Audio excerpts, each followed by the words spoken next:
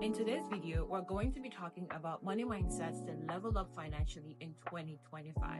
In 2021, two things were very clear for me. One is I had to move back home at 27 because I just couldn't afford to live on my own anymore. Two, I was tired of always being broke. That was the year that I made a commitment to myself that I was never going to be broke again and that I was going to figure out how to manage money, how to multiply money, how to make money. If you're here, it means that you want to change something when it comes to your finances, and you know that the first place to go to has to be your money mindset. That is exactly where I went to, and that's where things started to change for me. The first money mindset is I suck at money. I cannot remember how many times I said this to myself over multiple years. I suck at money. Money is not my thing. I don't know anything about money. Some people are just born with it, and I'm not. I said this for so many years in my 20s, and it really messed up my ability to sit down and get my money act together. In fact, there was a part of me that even felt like being female, being a woman, excluded me from the need to figure out money. This is a lie from the pit of hell because at the end of the day, when I committed to figuring it out, I started to get my money act together. The more you tell yourself, I suck at money, money is not my thing, I'm not good at it. What you're doing is closing off your ability to figure it out, closing off your ability to actually get good at it. So the first mindset I want you to let go of is I suck at money. Instead of this mindset, what you should be thinking is money is a skill that I can learn, just like riding a bicycle or playing a piano. Which brings me into the second mindset I want you to adopt. Money is a skill that anyone can learn, just like riding a bicycle or playing the piano. A lot of people think that some people are born with the ability to manage money, or even men are better at management than women. But this is not true. The fact remains that money management is a skill. Whether you're a man or woman, whether you're born into money or not, if you do not learn how to manage money, how to multiply money, how to make money, you will always struggle when it comes to your finances. Probably if you're watching this video, nobody has ever taught you about money in your life. Your friends never taught you about money. Your parents never did. Your religious institution never did. School never did. You've gone most of your life learning different skills, amassing different forms of knowledge, except for money. Another question I would ask you is, how many books have you read this year on how to manage your money? How many podcasts have you listened to that have to do with money management or earning money online or multiplying money? A lot of people will go through life complaining about never having enough money and yet never dedicating any time to learn how to manage money, how to multiply their money, how to make more money. Most people would just never apply themselves because subconsciously they do not understand that this thing they're struggling with, they can get good at if only they apply themselves to learn how it works. If you don't apply yourself to learn how it works, you're just never going to be good at it. You're always going to struggle with it. So the mindset I want you to start to own and to walk into 2025 with is that money management is a skill that you can learn, just like playing a piano and play or riding a bicycle. And here's the thing, for you to learn the skill, you have to invest time and energy to learn the skill. You have to be committed to reading books, listening to podcasts, watching videos like this one that empower your mind and empower you with the skills to manage your money better, to multiply your money, to invest your money, right? So that is the second mindset I want you to start imbibing for yourself. And then we get into the third one. Money is neither good nor bad. For a lot of us, we grew up with the mindset that money is evil. People told us, money brings out the worst in people. And what this does, or what this has done, is sabotage our relationship with money. Because here's the thing, money in itself is a form of energy. Money likes to go where it's appreciated, where it's wanted, where it's taken care of, where it's multiplied. Why exactly would money come and find you if you believe that it is evil? If you don't see it as a good thing? You're going to subconsciously sabotage your ability to multiply the money that you have been given, to manage the money you have been given, because you do not appreciate what you have. People think, oh, I appreciate my money, that's why I don't spend carelessly. But then they end up half the time always broke, always struggling, always in a financial downfall. Because at the end of the day, that understanding that money is good just may not be there. Now, if you believe money is bad, if you believe that money is evil, you're also going to believe that most rich people do evil things to make money. And so, what you're going to do is A, you're not going to aim to have more of money because you don't believe it's a good thing. But B, you're also going to sabotage your ability to learn from other people who have figured out how to manage their money better, how to multiply that money. You're not going to apply yourself to learn from them because you believe that money is evil. Money brings out the worst in people. And you don't want evil in you. You don't want to come up in the world as an evil person. You also don't want to associate yourself with evil people. For you, you're a good person. And when it comes to money and good people, they don't go hand in hand. Again, why would money want to hang around you if you think it's evil? Why would you apply yourself to even learn how money works or learn from rich people if you believe that rich people have to have done bad things to make money? What then is the opposite of this mindset? It is that money is fluid. It is neither good nor bad because money empowers people to be who they truly are. Money in the hands of a good person empowers them to do more good. Money in the hands of a bad person does the same thing. The only difference I've seen between good and bad people is that a lot of bad people are loud. Most good people are not doing good and coming on social media or coming to you to tell you about all the good that they've done. It's more noble and humble to do good and not tell the world about it. But bad people will do bad and tell the world about it. And even the people who have experienced the bad that they've done to them will tell the world about it. The news is not out here telling you about all the good people are doing in the world. They're not going to get traction, people watching their TV stations, if they're only telling you about good, wonderful things. No, they get traction by sharing fear, by sharing evil things happening in the world. So somehow, negativity, bad, somehow it's much louder. It's much more fun to gossip about bad things happening, that, the bad thing that someone did to another person, than it is to talk about good things. Money is like water. If you pour it into a jar, it takes the shape of that jar. The same thing, if you point it into a good person, it empowers them to do more good versus if it's in the hands of bad people. Now, once you understand this, you understand that you not having money is not a noble thing. You not having money as a good person is actually a negative for society because people like you who are good need to have money to be able to do more good. And even if you're a good person and you want to support other people, how exactly are you going to do that without having money, without having the thing that you say is evil and is horrible? The same money that is used to buy weapons to kill and cause mass destruction is the same money that is used to build hospitals to help sick children. So money is neither good nor bad. Money just takes the shape of the person that has money. And you are not doing yourself any kind of service by believing that money is evil, money is bad, or whatever it is that we grew up hearing. And this would bring me into the next mindset. Money is scarce. Oh, money is so hard to make. Oh, money is so scarce right now. There's no money in the world. But in this same world, somebody somewhere is worth $1 trillion. Someone somewhere is making $100,000 a month. Someone somewhere is making $500,000 a month, $10,000 a month.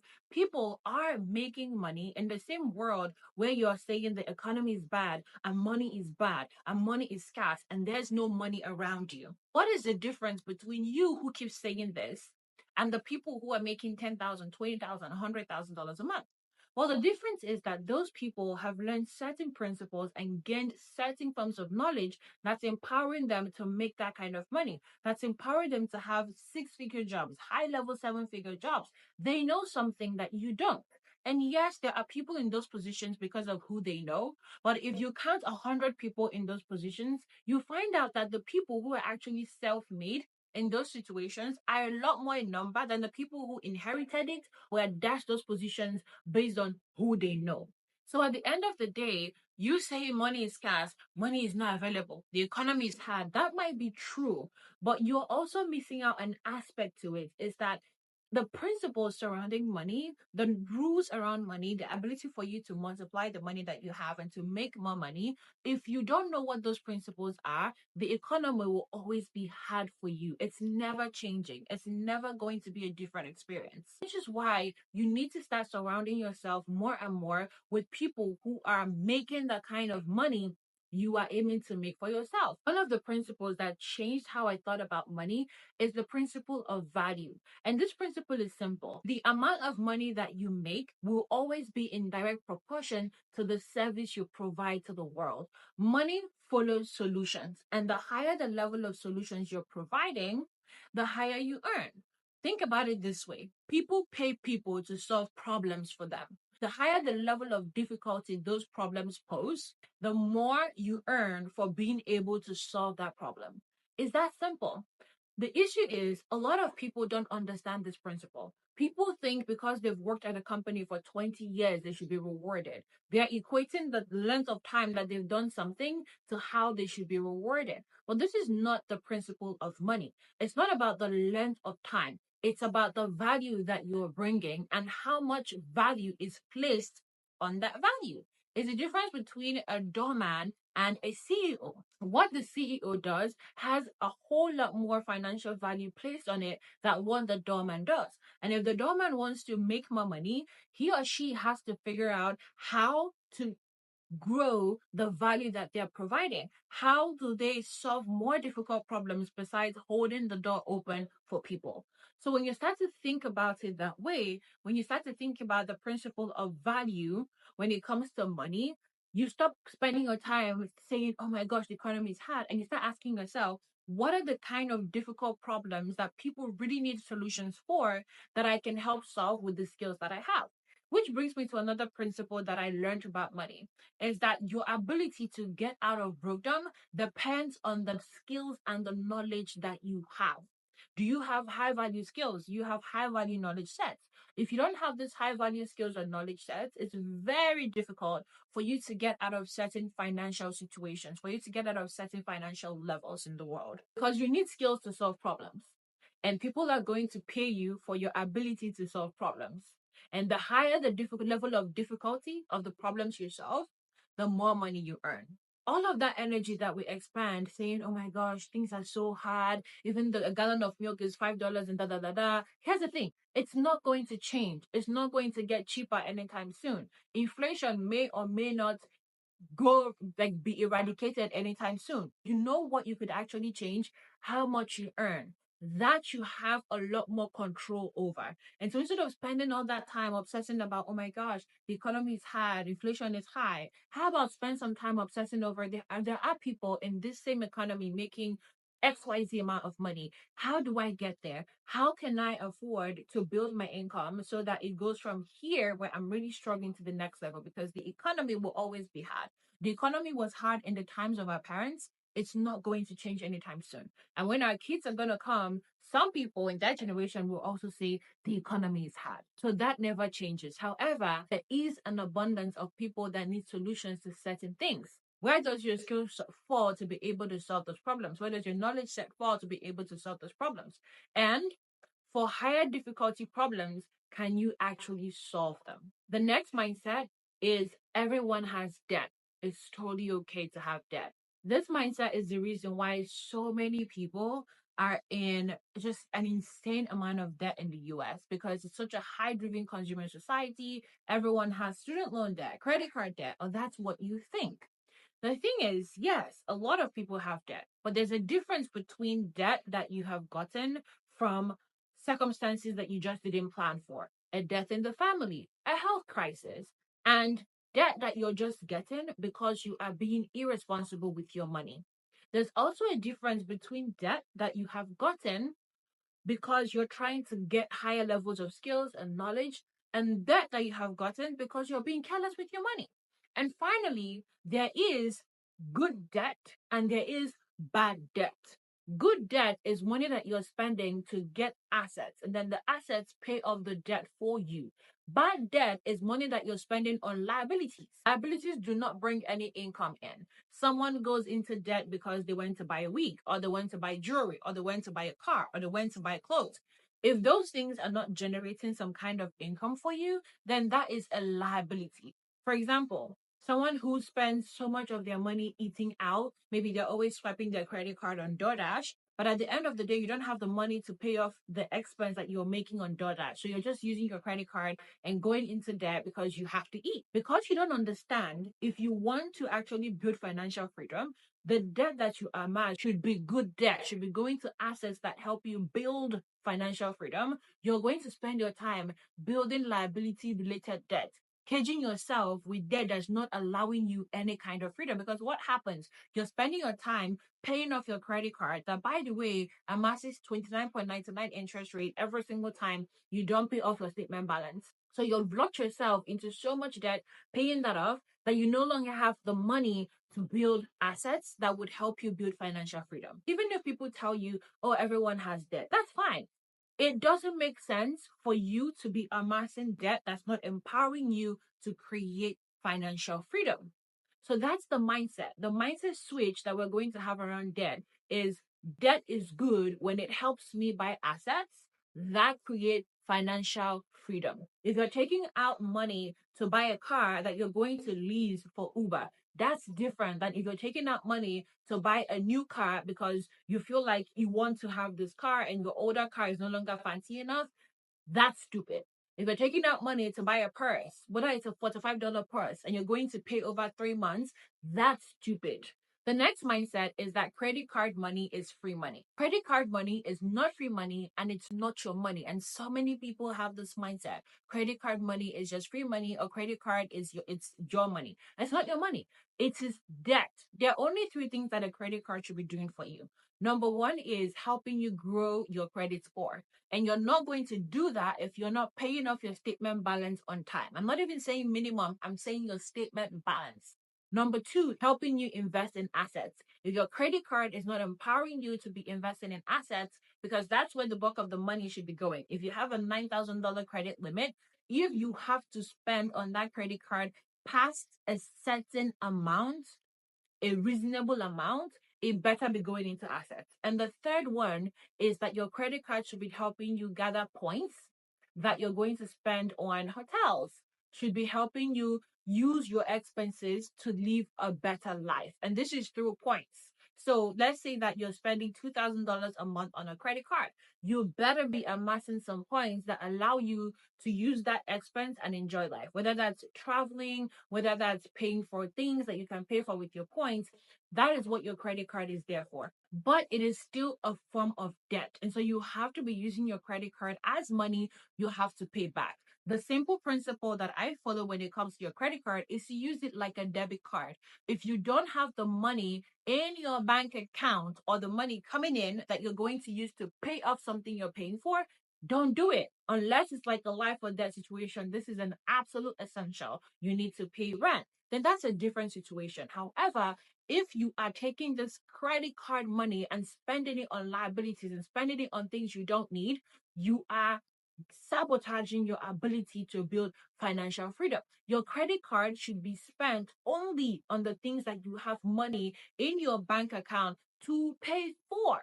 If the money is not there to pay for it, we're not buying. That's the principle that you should use when it comes to your credit card. Treat it like a debit card. Once you swipe, you know you have to pay it off, and that the money to pay it off is sitting in your debit account. The next mindset is I only need to pay the minimum on my credit card. The goal is not to pay the minimum on your credit card. The goal is to pay your statement balance. And this is the reason why when you only pay the minimum on your card, you are allowing credit card companies make money off of you through interest rates. That's how they make the bulk of their money. So these credit card companies could be charging you anywhere from 20 to 29% interest rate on whatever balance you have on your credit card. Instead of doing that, you want to be paying off your statement balance. The mindset to have is I have to pay off my statement balance every month, not your minimum payment. You could have $3,000 and they tell you that your minimum payment is $100 or $150 or whatever that looks like, and you think, oh my God, that's all I have to pay. No, that's not all you have to pay, because the second you start to only pay your minimum payment, they are going to be 30% interest rate on whatever that amount is that you are owing. If you're owing $5,000 and they tell you, oh, you don't have to pay everything, just have to pay, let's say you only have to pay $500, and then you have $500 left in your statement balance, this is how much you're going to pay for a credit card of 29% interest rate. This is how much additional you're going to pay on top of the $4,500 that you owe. So once you understand this, you understand how they lock you into a cycle of debt.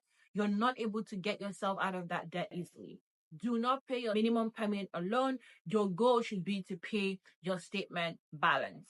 The next mindset we're letting go of is investing is only for rich people, or you need a lot of money to invest. You do not need a lot of money to invest, and investing is not only for rich people. In fact, you can start investing today with $5, and you can do this through something called fractional shares. There are platforms where you don't even need to have a minimum balance on the account for you to invest. Example, Fidelity. You don't need to have a minimum balance on the account. You just need to fund the account. Another good example is Bamboo, which is a platform that I use to get started when it comes to investing. You can put $5 to buy fractional shares in Amazon, in Tesla. You can also put your $5 towards the S&P 500. You can put it in an ETF like VOO. You do not need to have a ton of money for you to start investing. I personally nudge you, regardless of your financial situation, to open a brokerage account. I personally nudge you to do that. Go on Fidelity, open a brokerage account for yourself, learn how to fund that account, and start putting aside $5 into the S&P 500 or into the ETF called VOO. People will hear this and be like, what does $5 amount to? Well, here's the thing. If you put $5 every week into your brokerage account and you're investing into the S&P 500, that will be $20 a month that you've invested into S&P 500. This is how much your $5 is going to turn out to be in 20 years. Let's say you're putting out of whatever you have $100 into the S&P 500 every month. This is how much it's going to be. The point is not that you're going to wait for 20 years for you to have financial freedom. No, I personally don't have the plan to do that. However, is that while we're looking for other ways to increase our income, the money that we're earning starts to birth some value for us. That money starts to work for us. An additional $100,000 in 20 years, that's just money that we just like put aside. Instead of putting $5 into DoorDash, if you put money in there, it's not a bad idea. An additional $200,000 on top of whatever amount of money that we've earned in 20 years, that's just coming out of doing that every single month. It's not a bad idea. That's the whole point of investing. It's so that your money can work for you. So what mindset are we going to change this to?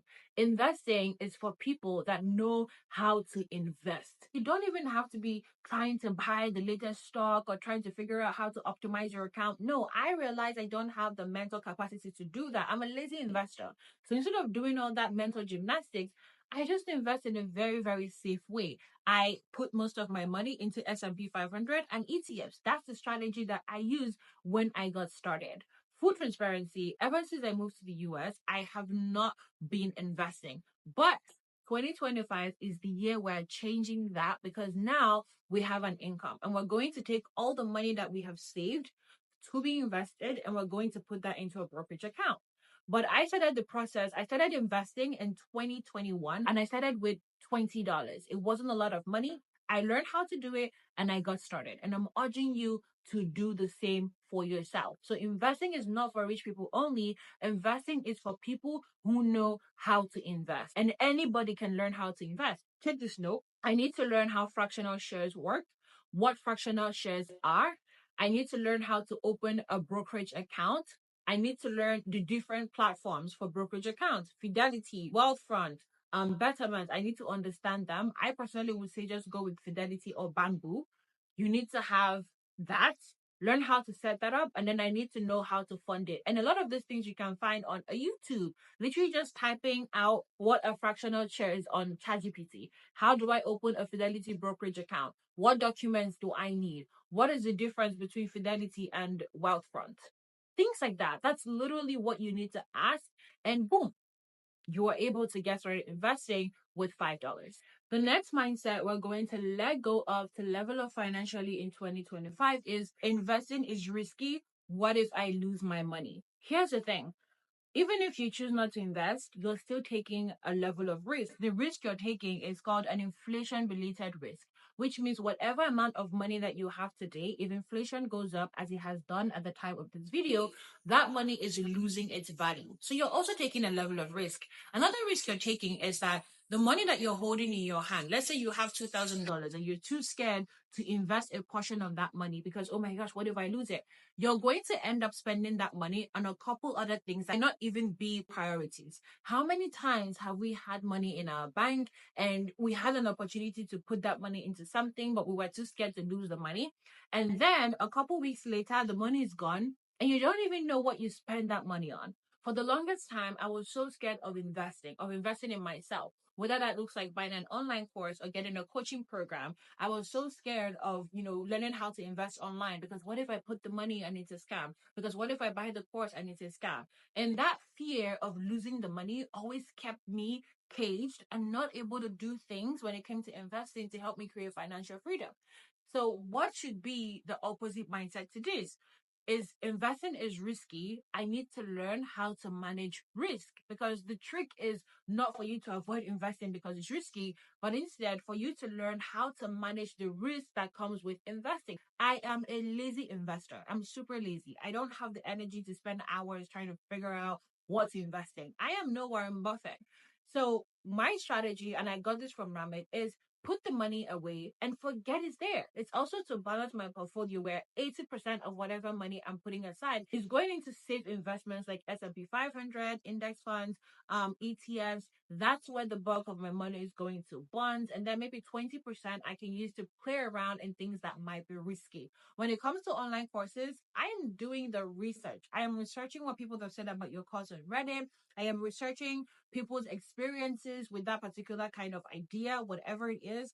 I am researching you. Like, do you actually have experience? I'm looking through your course and looking for reviews. I am reading the reviews. How many people, based on these reviews, have created the results financially that you are telling us that they can create? So these are the kind of things that I am really looking at before I decide, okay, to invest. And if I still decide to move forward, I'm not going to throw myself into deep levels of debt because I want to buy an online course. I'm just not a fan of that experience. I would much rather grow ladder on ladder. And every single time I'm able to buy a $10,000 course is because I can actually do away with $10,000. It will not pinch me. It won't affect me. Right now, I'm not there yet. But the point I'm trying to make is you can learn how to manage risk. You can apply yourself to manage risk versus just avoid investing in yourself or avoid investing in any assets because you are scared of losing your money. The next mindset is work hard and you will be rich. This is something, if you come from an immigrant family like I did, or if you even come from like a very strong African family,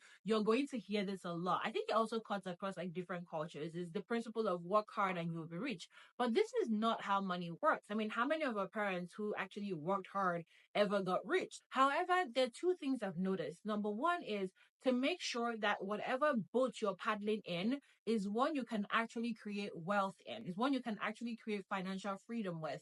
For example, you can decide to really work hard at learning how to bake and sell cakes. And maybe whoever is teaching you how to sell cakes only has a really small shop. And that's what they're teaching you how to do, is how to like sell cakes in that small shop. If that is what you're working hard at, is I'm just going to sell cakes. But however, in that business, there's like a limit to actually how many cakes you can sell at that level in that business. It doesn't matter how hard you work, that limitation is always going to be there. You're going to be working hard and paddling, doing something that just cannot scale. So financially, yes, you're working hard, you're putting in the hours, but the result just doesn't make sense for you when it comes to money. It's like business. Someone is working hard trying to build a business where the profit margin is like 3% or where there's no potential of earning. Like, you will be trying to paddle your way in something that just can never ever scale. So that's one aspect of it, is making sure that the boat that you're paddling in actually has potential for success, potential for you to scale your finances. How many people in that field have gone on to make a ton of money doing that thing? That's kind of a way you can signal, okay, is this something that is scalable? It's not that, oh, someone says, do you know this guy that became a millionaire selling X? The question should be, well, how many people, the guy might be an outlier, how many other people have made money doing that thing? And if it's not a lot of people who have made money doing that thing, then it may not be the best idea for you to work hard at that thing. So working hard is not enough. What you are working hard at is also very important. The second principle is, you could be working hard, but if that thing is not valued highly in society financially, you're still not going to be able to make money doing that thing. The higher it is financially valued, the more likely you are to build financial freedom doing that thing. I'm not sharing this as a financial expert, like I have so much money. These are principles that I am learning as I'm working to build financial freedom. I'm learning so much just from studying what rich people are doing, studying what people that have financial freedom, what they're doing, and applying that in my life. The next mindset to let go of is, money is for spending. Money is for creating freedom. However you decide to use your money, it should be creating freedom for you. This doesn't mean that you shouldn't be spending, buying things for yourself. Listen, I like to shop. I'm one of those people who I like buying nice things. I like buying nice jewelry. I like buying wigs. I like looking pretty. However, I also want to be able to do that for a long period of time without being tethered to the corporate world, without being tethered to corporate America. I want the freedom to wake up in the morning and not have to go to work for me to eat. And for me to get there, I need to use the money that I have been blessed with, that I've been giving, to create the freedom that I want. The freedom that would allow me to be there for my kids, be there for my husband, be there for my family members, be able to travel and see things. That's the life I want to live. I don't want to live 40 years of my life working hard and doing all of that, only for me to finally retire when I'm 65 or when I'm 70. Result just doesn't make sense for you when it comes to money. It's like business. Someone is working hard trying to build a business where the profit margin is like 3%, or where there's no potential of earning. Like, you will be trying to paddle your way in something that just can never ever scale. So that's one aspect of it, is making sure that the boat that you're paddling in actually has potential for success, potential for you to scale your finances.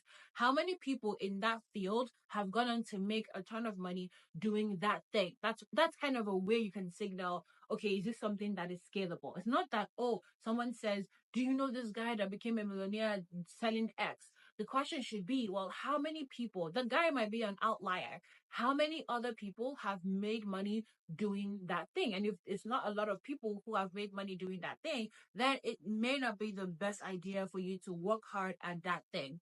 So working hard is not enough. What you are working hard at is also very important. The second principle is, you could be working hard, but if that thing is not valued highly in society financially, you're still not going to be able to make money doing that thing. The higher it is financially valued, the more likely you are to build financial freedom doing that thing. I'm not sharing this as a financial expert, like I have so much money. These are principles that I am learning as I'm working to build financial freedom. I'm learning so much just from studying what rich people are doing, studying what people that have financial freedom, what they're doing, and applying that in my life. The next mindset to let go of is, money is for spending. Money is for creating freedom. However you decide to use your money, it should be creating freedom for you. This doesn't mean that you shouldn't be spending, buying things for yourself. Listen, I like to shop. I'm one of those people who I like buying nice things. I like buying nice jewelry. I like buying wigs. I like looking pretty. However, I also want to be able to do that for a long period of time without being tethered to the corporate world, without being tethered to corporate America. I want the freedom to wake up in the morning and not have to go to work for me to eat. And for me to get there, I need to use the money that I have been blessed with, that I've been giving, to create the